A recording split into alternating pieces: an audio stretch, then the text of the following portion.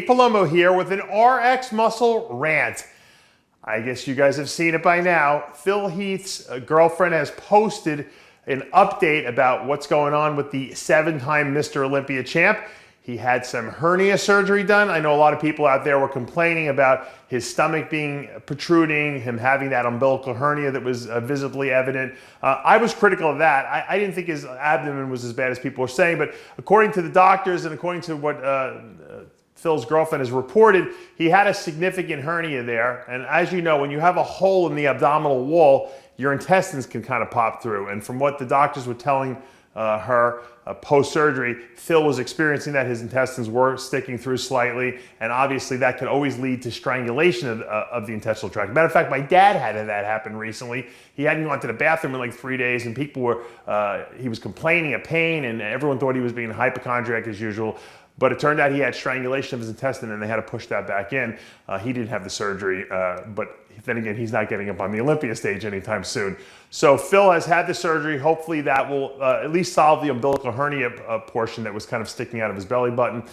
And you know, as far as will his abdomen be flat, that's not going to really happen from hernia surgery. You know, abdominal distension can be caused by multiple things, from having too much retained fecal matter because you're not using a fiber supplement, from not controlling your midsection on stage, from having excessive fluid retention sometimes. Obviously Phil was really dry and hard. I don't think that was what it was.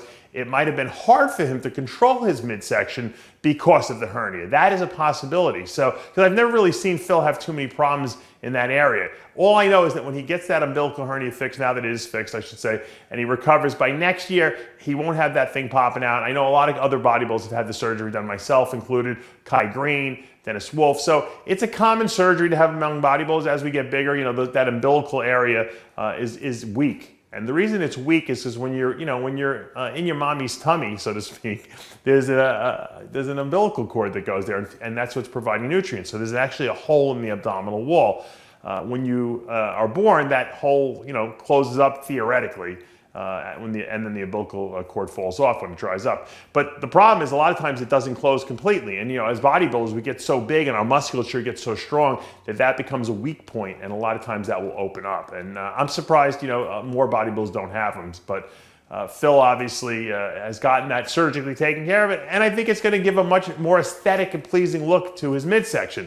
The rest of him's great, so things happen. He snuck by. He won the Olympia this year. Obviously, he brought a tremendous look to the stage.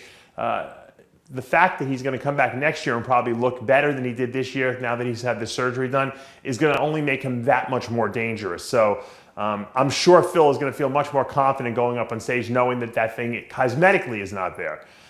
Like I said, the abdominal distension guys that's not going to be solved by any kind of hernia surgery, and you could explain it any way you want. That's just not going to happen. But once again, if Phil works hard at controlling the midsection on stage, I think that it's not going to be an issue. It hasn't ever really been an issue for him. But as you can see, it can happen to any bodybuilder. I mean, we saw Dexter having some problems with it this year, and he's certainly not the biggest guy on stage. So it's not a size thing. Sometimes guys just don't control it. They're having some kind of an issue going on in their midsection or in their GI system. They ate something that's not agreeing with them sitting right, or they haven't been able to, like I said, a lot of bodybuilders the last couple days can't go to the bathroom because they start eating a lot of carbs. It's dry.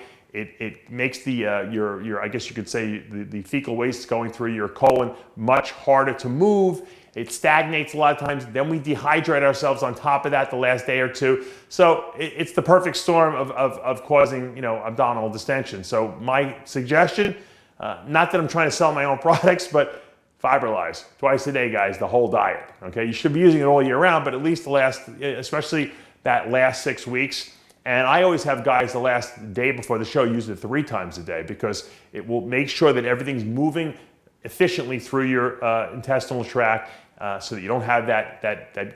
The worst thing that I experienced when I used to compete, and this is before I knew about fiber, was not being able to go to the bathroom before I got out on stage. It was like I couldn't vacuum my stomach. I felt like I had something in there. It's a terrible feeling. And I know a lot of women experience it. I work with them as well. Guys, fiber, that's the key. And you got to use the right type of fiber. You need a soluble and insoluble fiber supplement. Like I said, give Fiberlize a try. I promise you, you will not be disappointed. Phil, I'm glad you got the surgery. Best of luck in healing up quickly. We want to see you back on stage.